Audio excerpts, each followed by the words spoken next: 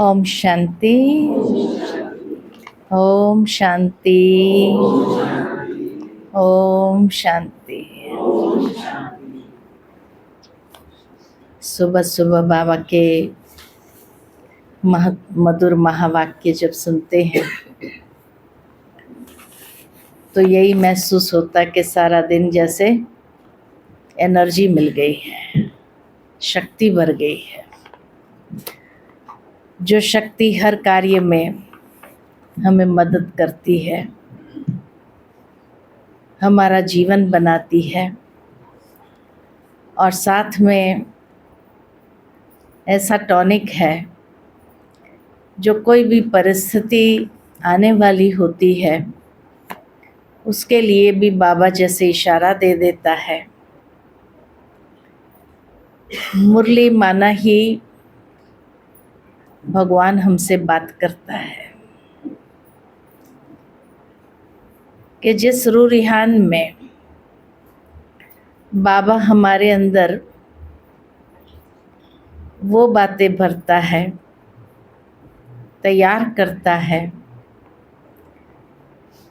कि हर दिन कोई भी छोटी मोटी बात आए हमारी अवस्था को बिगाड़ नहीं सकता है,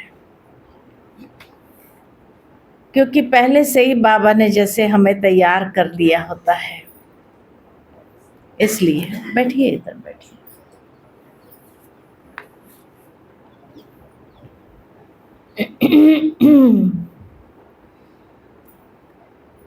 तो आज भी बाबा हम बच्चों को कहे, बच्चे अपने दिल पर हाथ रख के पूछो। क्या पूछेंगे? अपने दिल पर हाथ रख करके पूछो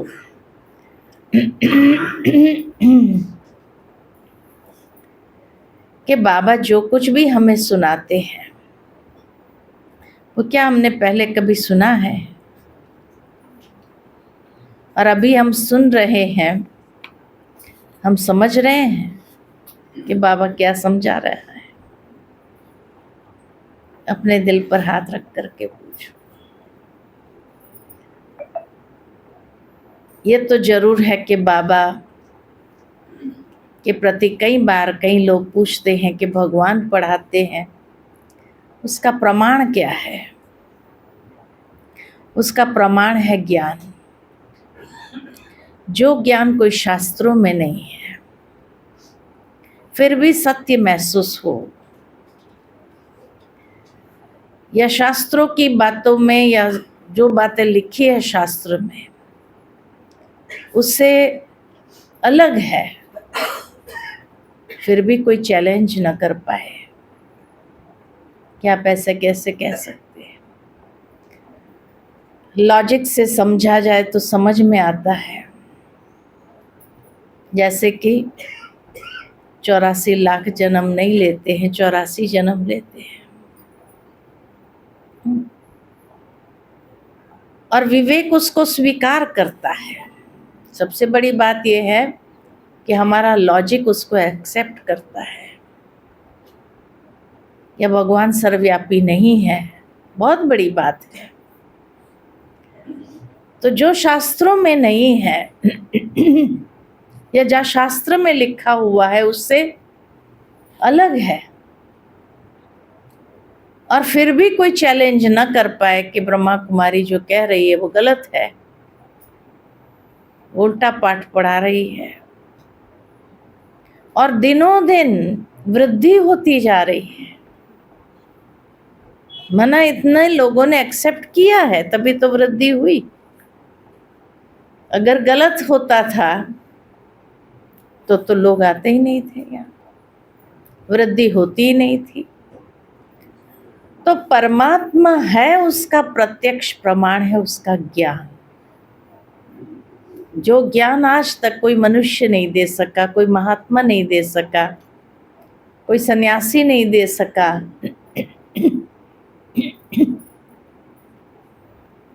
और सत्य हो, क्योंकि सत्य बाप आकर के हमें सत्य ही सुनाते हैं। तो यही सबसे बड़ा प्रमाण है। कहीं पूछते हैं कि आपने भगवान को देखा है क्या?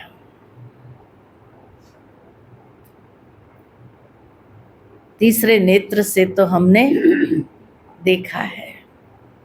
ये स्थूल आंखों से देखने वाली चीज तो है नहीं, लेकिन तीसरे नेत्र से तो जरूर देखा है। और उस प्यार को भी मुरली के द्वारा महसूस किया है, जो प्यार का सागर है, ज्ञान का सागर है, सत्य स्वरूप है। ये हर एक चीज महसूस किया है, कल्याणकारी है। ड्रामा 5000 साल का है। एक एक बात बाबा की शास्त्र से विपरीत है, फिर भी वृद्धि हो रही है। किस बेसिस पर? आत्मा ने सत्यता को पहचाना है। आज तक हम लोग सत्संग में क्यों गए थे? सत्संग में सभी गए हैं ना, गुरुओं के सत्संग में। हाँ, कहीं कोई कथा चल रही है तो वहां गए। क्यों गए थे? ज्ञान प्राप्ति के लिए, और कि भगवान के मधुर महावाक्य हमको सुनने को मिले। कान तरस गए थे उस मधुर महावाक्य को सुनने के लिए, और इसी लक्ष्य से वहां गए कि हमें भगवान के मधुर महावाक्य सुनने को मिले, लेकिन नहीं मिला। लेकिन जब बाबा के पास आए तो वो मधुर महावाक्य सुनने को मिले। आत्मा को अंदर से तृप्ति हो गई। जिसको ढूंढ रहे थे वो मिल गया, है ना। जैसे उस महावाक्य को सहजता से जीवन में धारण करना आसान हो गया। कोई कठिनाई नहीं महसूस हुई। डर नहीं लगा कि अरे दुनिया कहेगी तो क्या कहेंगे हम। अगर दुनिया ने कहा कि वहां ये उल्टा ज्ञान सुनाते तो हम क्या कहेंगे। नहीं, डर नहीं लगा। लेकिन आत्मा तृप्त होती गई उस मधुर महावाक्य सुनकर के, जिसको तरसते थे। इसलिए बाबा कहे, हाथ रख करके पूछो दिल पर कि जो सुना है सत्य है, और सत्य है तो उसको समझा है, और समझा है तो खुशी है, उसकी खुशी है। हाँ, जब सत्य ज्ञान को समझा यथार्थ रूप में तो खुशी तो जरूर होती है। तो सुनते हैं आज के बाबा के 22 सितंबर 2025 के मधुर महावाक्य। और आज से नवरात्र आरंभ हो रहे हैं, तो सभी को नवरात्र की बहुत बहुत बहुत शुभकामनाएं। देवियां कौन है? हम ही तो बाबा के बच्चे देवियां हैं, है ना। नशा चढ़ता है कि बाबा ने जो देवियों को साक्षात इस संसार के अंदर प्रकट किया था, शिव शक्तियों को, उसको लोग कितना गायन पूजन कर रहे हैं, है ना। ये होता है कि क्या बाबा की कमाल है। कैसे कैसे त्योहारों के रूप में यादगार बनाए हैं, लेकिन बेचारे समझते नहीं हैं। तो आप सबको बहुत बहुत बहुत बधाई हो, बधाई हो, बधाई हो। अच्छा मीठे बच्चे, अपने दिल पर हाथ रख कर पूछो कि बाबा जो सुनाते हैं क्या हम सब पहले जानते थे? नहीं जानते थे। जो सुना है उसे अर्थ सहित समझकर खुशी में रहो। हाँ, बाबा जो सुना रहे हैं उसको अर्थ सहित समझकर खुशी में रहो। आज की मुरली से प्रश्न है, तुम्हारे इस ब्राह्मण धर्म में सबसे अधिक ताकत है कौन सी और कैसे? बाबा कहे तुम्हारे ब्राह्मण धर्म में सबसे अधिक ताकत किस चीज की है? पवित्रता की और ज्ञान की ताकत है और श्रीमत की ताकत है ना। तुम्हारा ये ब्राह्मण धर्म ऐसा है जो सारे विश्व की सद्गति श्रीमत पर कर देते हैं। ब्राह्मण ही सारे विश्व को शांत बना देते हैं। तुम ब्राह्मण कुलभूषण देवताओं से भी ऊंचे हो। तुम्हें बाप द्वारा यह ताकत मिलती है। देवताओं से भी ऊंचे है, इसलिए तो देवताओं को सिर दिखाया विराट रूप में और ब्राह्मणों को चोटी दिखाई। तुम ब्राह्मण बाप के मददगार बनते हो। क्यों हम सबसे ऊंचे हैं? क्योंकि बाप के मददगार बनते हैं। तुम्हें ही सबसे बड़ी प्राइज मिलती है। तुम ब्रह्मांड के भी मालिक और विश्व के भी मालिक बनते हो। ओम शांति। मीठे मीठे रूहानी सिक्के लदे बच्चों प्रति रूहानी बाप बैठ समझाते हैं। रूहानी बच्चे जानते हैं, क्या जानते हैं? रूहानी बाप एक ही बार हर 5000 वर्ष के बाद आते हैं जरूर। कल्प नाम रख दिया है जो कहना पड़ता है कि पूरा 5000 साल का एक कल्प होता है। इस ड्रामा की अथवा सृष्टि की आयु 5000 वर्ष है। ये बातें एक ही बाप बैठ समझाते हैं। ये कभी भी कोई मनुष्य के मुख से नहीं सुन सकते हैं। जो बातें बाबा सुनाते हैं वो कभी कोई मनुष्य से नहीं सुन सकते। तुम रूहानी बच्चे बैठे हो। तुम जानते हो बरोबर हम सभी आत्माओं का बाप एक है। बाप ही बच्चों को बैठ अपना परिचय देते हैं जो कोई भी मनुष्य मात्र नहीं जानते हैं। कोई को पता नहीं गॉड व ईश्वर क्या वस्तु है, कोई को पता नहीं। जबकि उनको गॉड फादर बाप कहते हैं तो बहुत प्यार होना चाहिए। गॉड फादर कहा तो फादर से तो बहुत प्यार होना चाहिए।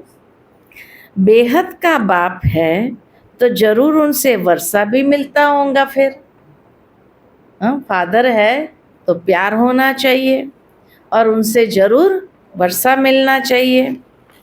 अंग्रेजी में अक्षर अच्छा कहते हैं हेवनली गॉड फादर, तो हेवन का वर्षा मिलना चाहिए। हेवन कहा जाता है नई दुनिया को और हेल कहा जाता है पुरानी दुनिया को, परंतु स्वर्ग को कोई जानते नहीं है। सन्यासी तो मानते भी नहीं है। क्या कहते हैं? क्या कहते हैं? क्या कहते हैं? कहते हैं हमको तो मोक्ष चाहिए। स्वर्ग में जाने के लिए वो पुरुषार्थ नहीं करते। मोक्ष चाहिए हमको, ये आवागमन से छूट जाना है।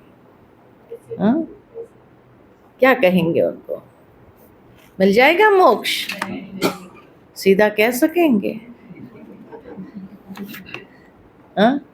हमें जब कोई कहता है ना हमको मोक्ष चाहिए, हम कहते हैं जरूर मिल जाएगा आपको। लेकिन पहले तय तो करो, फाइनल तो करो कि सचमुच हमको मोक्ष चाहिए। कि नहीं चाहिए।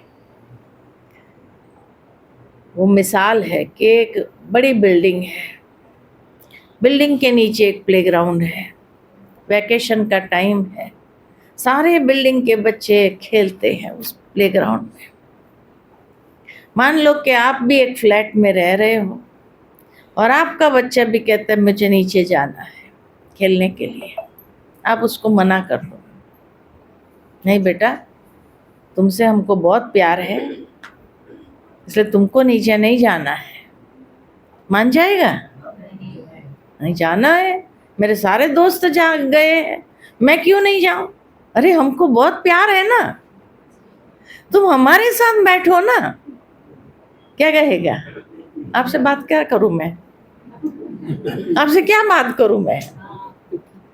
हाँ? मेरा लेवल नहीं है आप, कई बार ये कह देते बच्चे, आपसे क्या बात करें हम। ठीक है प्यार है वो बात अलग है, लेकिन हमको नीचे जाना है।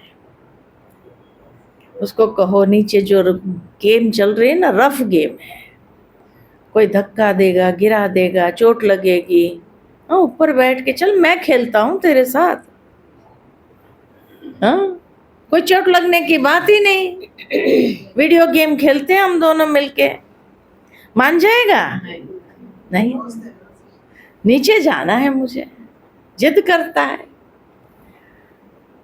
अच्छा चोट लगी तो फिर क्या करेगा? लगी तो लगी, उसमें क्या है, कोई बात नहीं, यही कहेंगे ना, लगी तो लगी उसमें क्या है, कोई बात नहीं, लेकिन जाना है नीचे। ठीक है आप उसको छुट्टी देते हो, गया, पहले तो बड़े प्यार से खेल चलता रहा, फिर एक समय आया किसी को ईर्ष्या आई, द्वेष आया, और ईर्ष्या द्वेष आई तो किसी ने जोर से उसको धक्का मार दिया, चीटिंग चालू हो गई, चीटिंग करके जोर से धक्का मार दिया, गिरा दिया, चोट लगी, रोने लगा। किसी ने आकर के बताया आपको कि आपके बेटे को लगा है और वो रो रहा है, तो क्या करेंगे? क्या करेंगे? नीचे जाएंगे? नीचे जाएंगे और उसको कहेंगे चल अभी ऊपर, कहते नहीं सब जाएंगे तो ऊपर आऊंगा, मैं अकेला ऊपर आके क्या करूंगा? रोता भी जा रहा है लेकिन यहीं बैठना है, देखना है क्या हो रहा है। आखिर जो है सारे बच्चों को आप कहेंगे अभी आज बहुत खेल लिया, कल खेलना, सब घर जाओ, अपने अपने घर जाओ, और अपने बच्चे को भी घर में ले आते हैं, ठीक है, मलहम पट्टी करते हैं, सुला देते हैं। दूसरे दिन सुबह उठेगा और नीचे वो खेल चालू होगा, जाएगा या नहीं जाएगा? जाएगा। हम भी भगवान के बच्चे, उसने कहा कि भाई ऊपर बैठो मेरे साथ शांति से, हमने देखा एक एक नीचे जा रहा है, तो हमने कहा हमको भी जाना है। बाबा कहते हैं मेरे को बहुत प्यार है, तुम मेरे साथ बैठना शांति से। हम क्या कहते हैं, अरे भाई मेरे सारे दोस्त नीचे जा रहे हैं, मैं ऊपर बैठ के क्या करूं? अरे मेरे से बात करना, आपसे क्या बात करें, हमको तो नीचे जाना है। नीचे ठीक है रफ गेम है, कोई गिरा देगा, चोट लगे, दिल की चोटें लगेगी, बहुत कुछ होगा, कोई बात नहीं। हमने भी कहा कोई बात नहीं, आए नीचे। सतयुग त्रेता तो बहुत अच्छे खेले, द्वापर से थोड़ी चीटिंग शुरू हो गई, कलयुग में आते आते तो चोटें खूब लगने लगी, कोई ने चोट लगाई, दिल की चोटें लगाई, क्या क्या किया। जब बहुत चोट लग गई तो फिर कहा, अब रोना शुरू किया, हे भगवान आ जाओ तुम, अब तो हम मोक्ष में ही बैठेंगे, हम तेरे साथ ही बैठेंगे, अब नीचे नहीं आएंगे, है ना। तो वो भी आता है, आकर कहते चलो अभी सब चलो घर चलो, है ना। घर ले गए, साफ स्वच्छ करके, मलहम पट्टी लगा करके, पावन बना करके ले गए, अब सो गए। अब दूसरे दिन जैसे ही वो खेल चालू होगा, आएंगे नहीं आएंगे पहले फाइनल कर लो। हाँ, किसको मोक्ष चाहिए? हाँ? तो जब हम ये पूछते हैं ना ऐसे, किसको मोक्ष चाहिए? नहीं आना है, भले बैठे रहो, कोई बात नहीं, बैठे रहो ना ऊपर, क्या करना है? क्या बात करेंगे ऊपर वाले के साथ में भी? शांति में भी कितना कितना शांति में बैठ।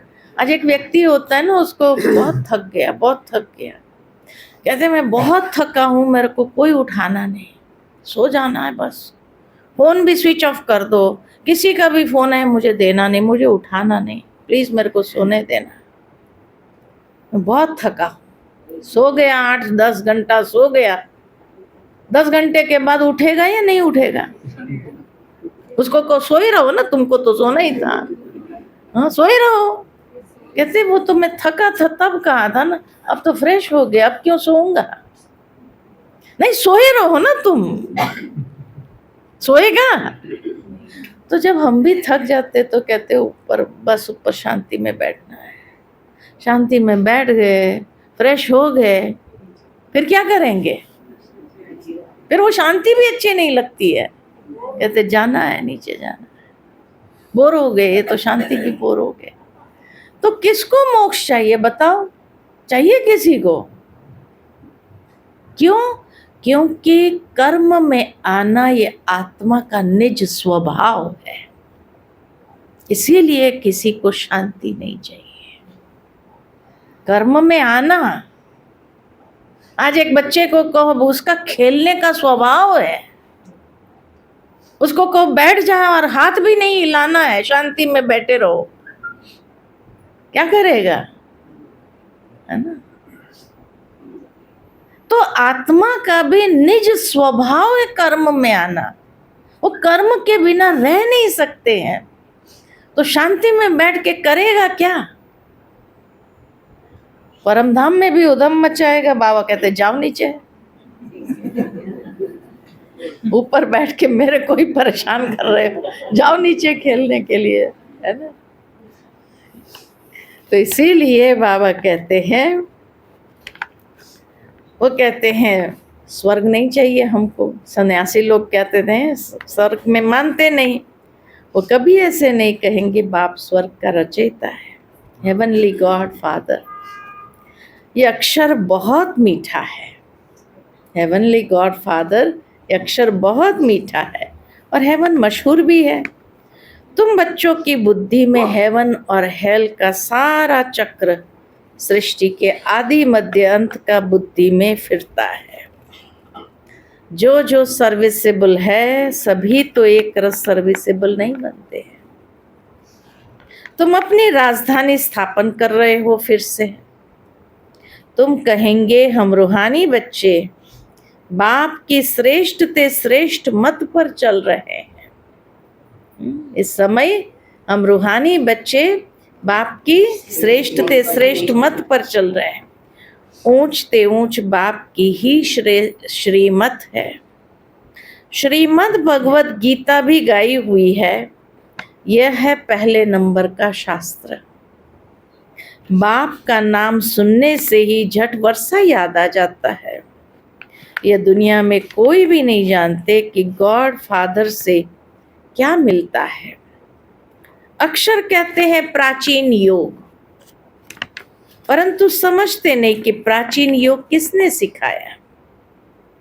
वो तो श्री कृष्ण ही कहेंगे, क्योंकि गीता में श्री कृष्ण का नाम डाल दिया है। अभी तुम समझते हो बाप ने ही राजयोग सिखाया है, जिससे सब मुक्ति जीवन मुक्ति को पाते हैं। यह भी समझते हो कि भारत में ही शिव बाबा आया था, उनकी जयंती भी मनाते हैं, परंतु गीता में नाम गुम होने से, शिव बाबा का नाम गुम होने से महिमा भी गुम हो गई, जिससे सारी दुनिया को सुख शांति मिलती है, उस बाप को ही भूल गए हैं। इनको कहा जाता है क्या? इनको कहा जाता है एकज भूल का नाटक। एकज भूल का नाटक। बड़े ते बड़ी भूल यह है, कौन सी? बड़े ते बड़ी भूल है बाप को ही नहीं जानते हैं। कभी कहते नाम रूप से न्यारा है, फिर कहते कछमच अवतार है, ठिक्कर बित्तर में है। भूल में भूल, भूल में भूल होती जाती है। सीढ़ी नीचे उतरते आते हैं, कला कम होती जाती है, तमो प्रधान बनते जाते हैं। कितनी चीटिंग बढ़ गई है ना। ड्रामा के प्लान अनुसार जो बाप स्वर्ग का रचयिता है, जिसने भारत को स्वर्ग का मालिक बनाया, उनको ही ठिक्कर बित्तर में कह देते हैं। अभी बाप समझाते हैं, तुम सीढ़ी कैसे उतरते आए हो, कुछ भी किसको पता नहीं है। ड्रामा क्या है पूछते रहते हैं। ये दुनिया कब से बनी थी, नई सृष्टि कब थी, तो कह देंगे लाखों वर्ष पहले। समझते हैं पुरानी दुनिया में तो अभी बहुत वर्ष पड़े हैं। इसको अज्ञान अंधियारा कहा जाता है। गायन भी है ना, ज्ञान अंजन सतगुरु दिया, अज्ञान अंधेर विनाश। तुम समझते हो रचयिता बाप जरूर स्वर्ग ही रचेंगे। बाप ही आकर नरक को स्वर्ग बनाते हैं। रचयिता बाप ही आकर सृष्टि के आदि मध्यांत का ज्ञान सुनाते हैं। आते भी है अंत में। टाइम तो लगता है ना, यह भी बच्चों को समझाया है। ज्ञान में इतना समय नहीं लगता है जितना याद की यात्रा में लगता है। ज्ञान समझना सहज है। 84 जन्मों की कहानी तो जैसे कहानी है। आज से 5000 वर्ष पूर्व कहानी सुनाते बाप। आज से 5000 वर्ष पहले किन्हों का राज्य था, वह राज्य कहाँ गया? तुम बच्चों को अब सारी नॉलेज है। तुम हो कितने साधारण, लेकिन दुनिया के अंदर देखो तो कितने पापी हो गए हैं। एकदम कहते हैं ना, जामिल जैसे पापी। तुम हो कितने साधारण, अजामिल जैसे पापी। अहल्याएं कुब्जाएं भीलनियां उनको कितना ऊंच बनाते हैं बाप आकर, कितना ऊंच बनाते हैं। बाप समझाते हैं तुम क्या से क्या बन गए हो। बाप आकर समझाते पुरानी दुनिया का अब हाल देखो क्या है। मनुष्य कुछ भी नहीं जानते कि सृष्टि का चक्र कैसे फिरता है। बाप कहते तुम अपनी दिल पर हाथ रखकर पूछो, आगे ये कुछ भी जानते थे? कुछ भी नहीं। अभी जानते हो। बाबा फिर से आकर हमको विश्व की बादशाही देते हैं। कोई की बुद्धि में नहीं आएगा कि विश्व की बादशाही क्या होती है। विश्व माना सारी दुनिया। तुम जानते हो बाप हमको ऐसा राज्य देते हैं जो हमसे आधा कल्प तक कोई छीन नहीं सकता है। तो बच्चों को कितनी खुशी होनी चाहिए। बाप से कितनी बार राज्य लिया है। बाप सत्य है, सत्य शिक्षक भी है, सतगुरु भी है। कब सुनाई नहीं? बाप शिक्षक सदगुरु कभी सुनाई नहीं। अभी अर्थ सहित तुम समझते हो। तुम बच्चे हो, बाप को याद कर सकते हो। आजकल छोटेपन में ही गुरु करते हैं। दुनिया के अंदर छोटेपन में ही गुरु करा देते हैं। गुरु का चित्र बनाए गले में डालते हैं, लॉकेट बनाकर डालते हैं या घर में रखते हैं। वंडर है ना, बाबा कहिए तो वंडर है ना। बाप शिक्षक सतगुरु सब एक ही है। बाप कहते मैं साथ में ले चलूंगा, गारंटी है।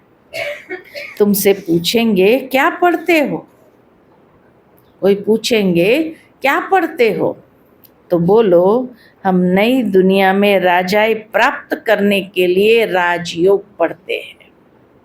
क्या पढ़ते हैं? हम नई दुनिया में राजाई प्राप्त करने के लिए राजयोग पढ़ते हैं।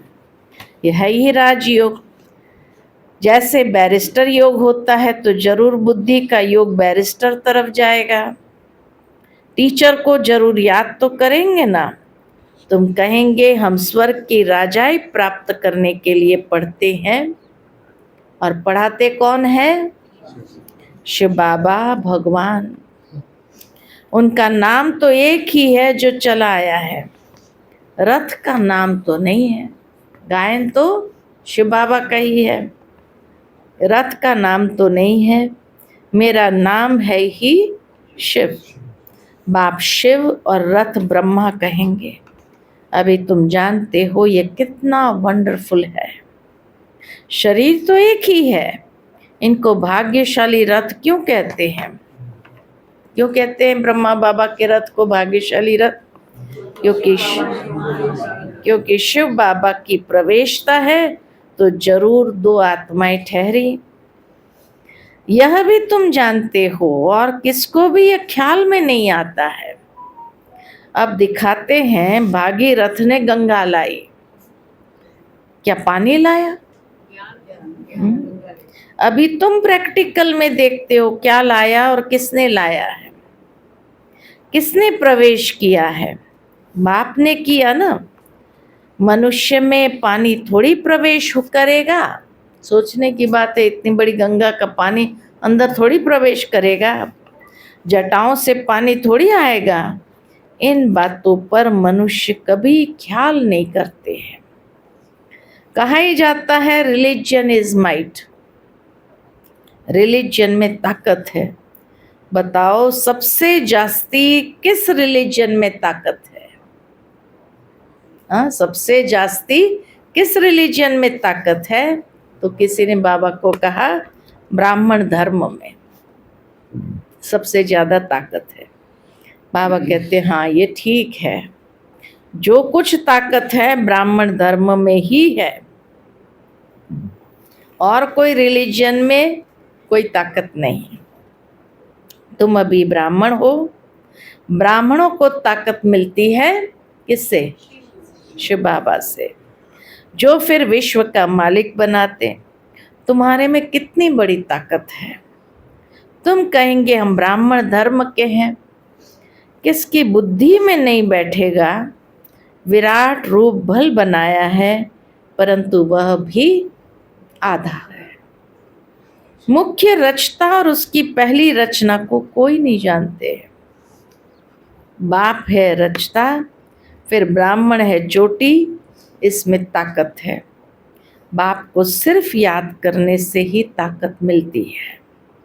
बच्चे तो जरूर नंबरवार ही बनेंगे ना। तुम इस दुनिया में सर्वोत्तम ब्राह्मण कुल भूषण हो, देवताओं से भी ऊंच हो। तुमको अब ताकत मिलती है। सबसे जास्ती ताकत है ब्राह्मण धर्म में। ब्राह्मण क्या करते हैं? क्या करते हैं? ब्राह्मण क्या करते हैं? सारी विश्व को शांत बना देते हैं। तुम्हारा धर्म ऐसा है जो सर्व की सद्गति करते हैं श्रीमत द्वारा। तब बाप कहते तुमको अपने से भी ऊंच बनाता हूं।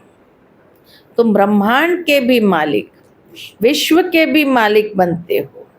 सारे विश्व पर तुम राजाई करेंगे।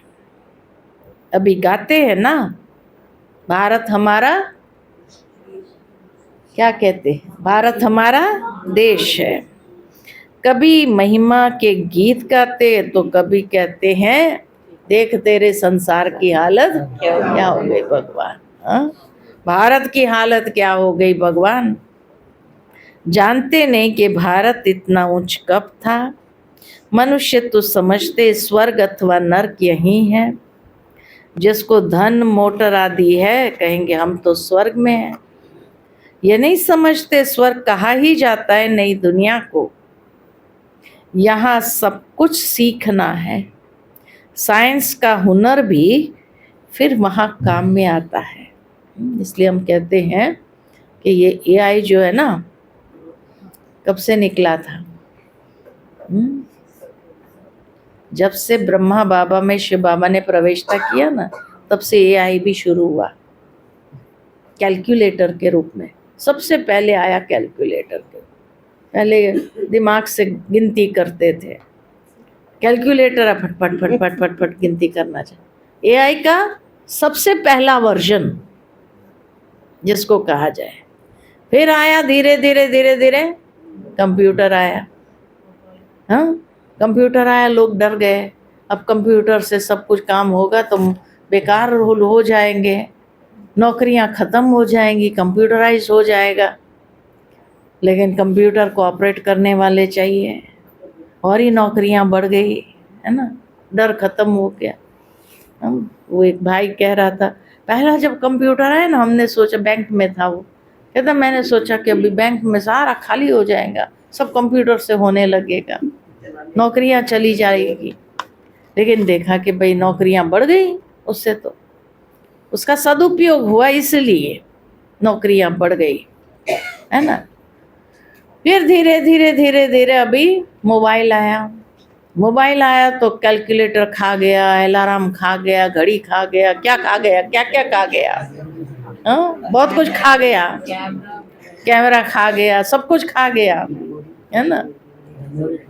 मेमोरी खा गया मनुष्य को बुद्धू बना दिया, हाँ, एकदम। और फिर देखो अभी ये आया, तो ये आया है तो जरूर है कि ये एआई जो है क्या करेगा, नई दुनिया की सर्जना करेगा।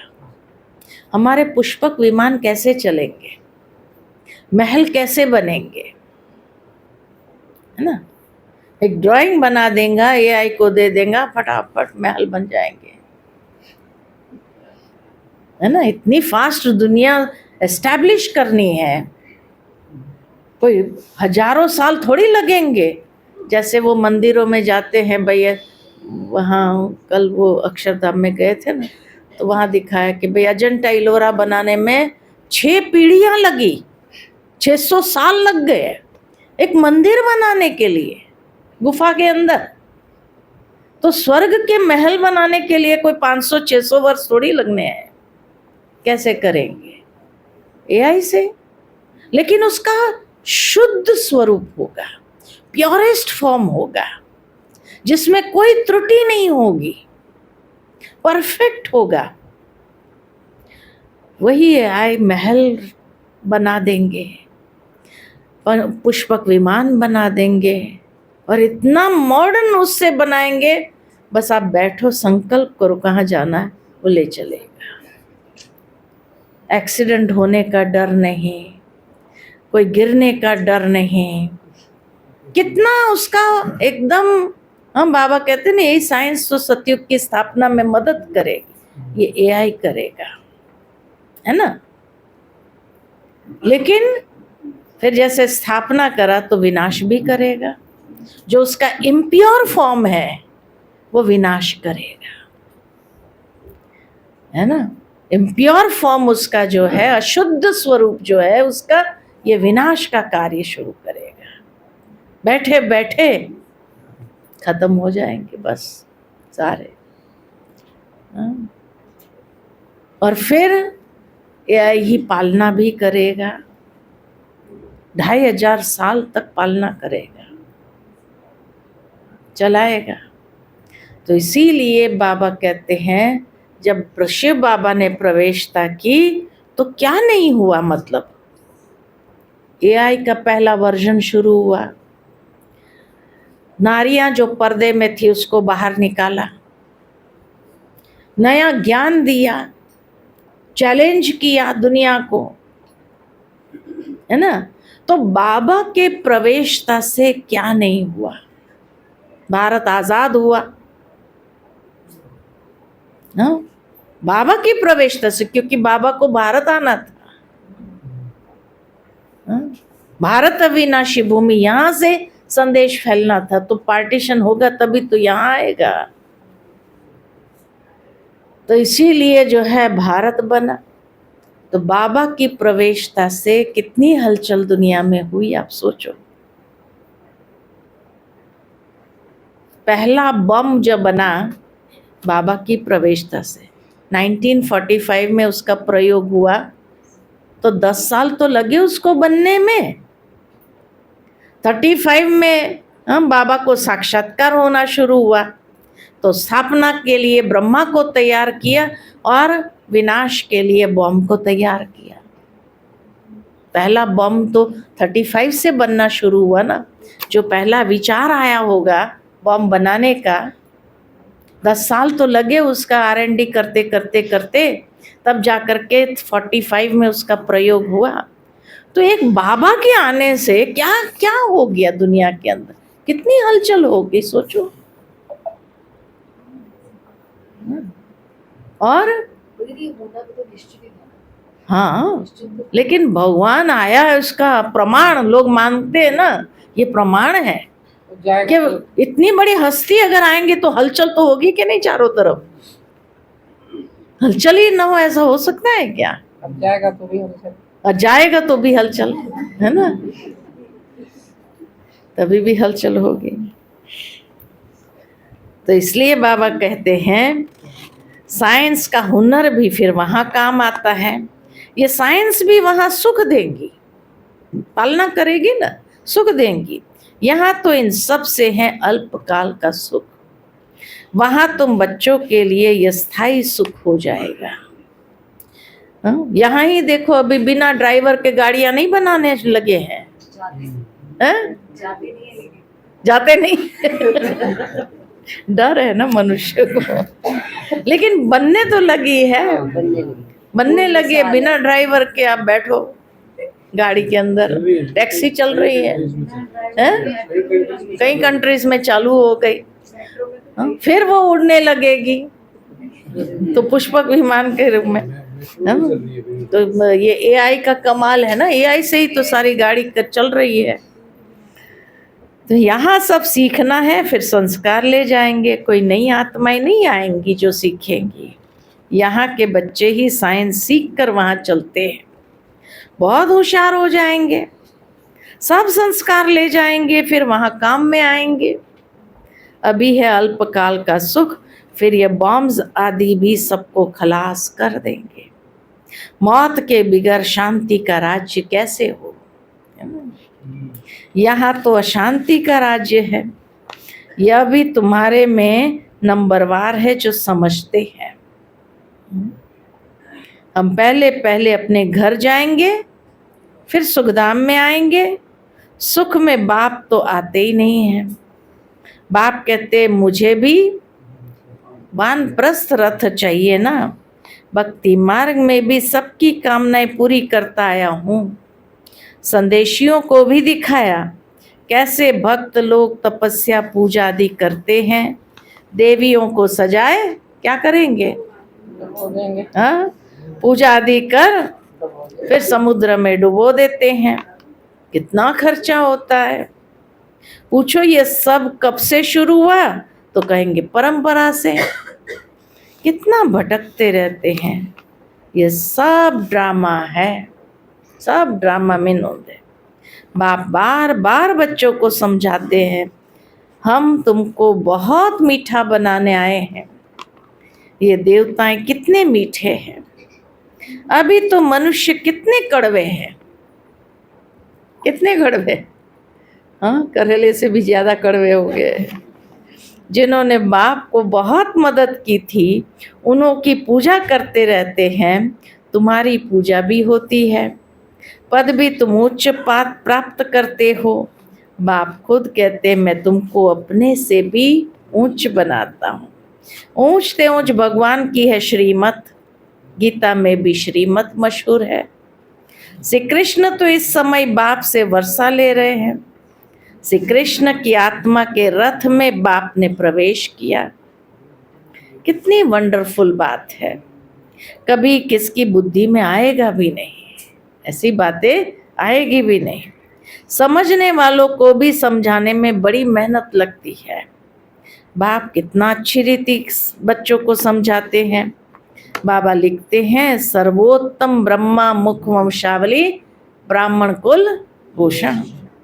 तुम उच्च सर्विस करते हो तो प्राइज मिलती है, तुम बाप के मददगार बनते हो तो सबको प्राइज मिलती है, नंबरवार पुरुषार्थ अनुसार।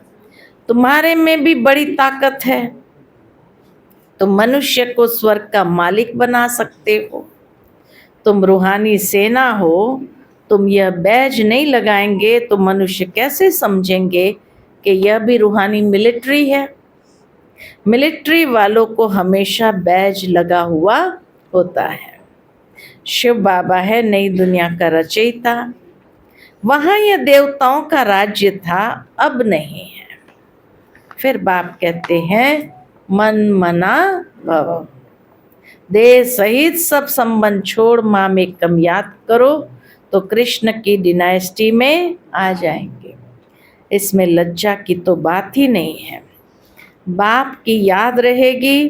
बाप इसके लिए भी बताते हैं, ये नारायण की पूजा करते थे, नारायण की मूर्ति साथ में रहती थी, चलते फिरते उनको देखते थे। अभी तुम बच्चों को ज्ञान है, बैज तो जरूर लगा रहना चाहिए। तुम हो नर से नारायण बनाने वाले, राजयोग भी तुम ही सिखाते हो। नर से नारायण बनाने की सर्विस करते हो। अपने को देखना है, हमारे में कोई अवगुण तो नहीं है। तुम बच्चे बाप दादा के पास आते हो। बाप है शिव बाबा, दादा है उनका रथ। बाप जरूर रथ द्वारा ही मिलेंगे ना। बाप के पास आते हैं किस लिए? रिफ्रेश होने। सन्मुख बैठने से याद पड़ती है, बाबा आया है ले जाने के लिए। बाप सन्मुख बैठे हैं तो जास्ती याद आती है। जब बाबा सन्मुख होते हैं तो जास्ती याद आनी चाहिए। अपनी याद की यात्रा को वहाँ भी तुम रोज बढ़ा सकते हो। कहाँ? अपने अपने घर में। अच्छा, मीठे मीठे सिक्के लदे बच्चों प्रति माता पिता बाप दादा का याद प्यार और गुड मॉर्निंग। रूहानी बाप की रूहानी बच्चों को नमस्ते। हम सब रूहानी बच्चों की रूहानी माता पिता बाप दादा को याद प्यार, गुड मॉर्निंग और नमस्ते नमस्ते। शुक्रिया बाबा, शुक्रिया। आज की मुरली से धारणा के लिए मुख्य सार है। पहली पॉइंट, अपने को देखना है कि हमारे में कोई अवगुण तो नहीं है। जैसे देवताएं मीठे हैं, ऐसा मीठा है, ऐसा मीठा बनाऊं, ये देखना है, चेक करना। दूसरी पॉइंट, बाप की श्रेष्ठ ते श्रेष्ठ मत पर चल अपनी राजधानी स्थापन करनी है। सर्विसेबल बनने के लिए सृष्टि के आदि मध्य अंत का, हेवन और हेल का ज्ञान बुद्धि में फिराना है। आज का बाप दादा का मधुर वरदान हम बच्चों के लिए है। खुदाए खिदमतकार की स्मृति द्वारा सहज याद का अनुभव करने वाले सहज योगी भव। खुदाए खिदमतकार की स्मृति द्वारा सहज याद का अनुभव करने वाले सहज योगी भव। खुदाए खिदमतगार अर्थात जो खुदा व बाप ने खिदमत दी है, यानी सेवा दी है, उसी सेवा में सदा तत्पर रहना है। सदा यही नशा रहे कि हमें स्वयं खुदा ने खिदमत दी है। कार्य करते हुए जिसने कार्य दिया है उसको कभी भूला नहीं जाता है। जिसने कार्य दिया है उसको कभी भूला नहीं जाता है। तो कर्मणा सेवा में भी यह स्मृति रहे कि बाप के डायरेक्शन अनुसार कर रहे हैं, तो सहज याद का अनुभव करते सहज योगी बन जाएंगे। आज का स्लोगन है, सदा गॉडली स्टूडेंट लाइफ की स्मृति रहे तो माया समीप नहीं आ सकती। गॉडली स्टूडेंट लाइफ की स्मृति रहे तो माया समीप नहीं आ सकती। आज का व्यक्त इशारा है, अब लगन की अग्नि को प्रज्वलित कर योग को ज्वाला रूप बनाओ। उसके अंतर्गत जितना स्थापना के निमित्त बने हुए ज्वाला रूप होंगे, उतना ही विनाश ज्वाला प्रत्यक्ष होगी। संगठन रूप में ज्वाला रूप की याद विश्व के विनाश का कार्य संपन्न करेगी।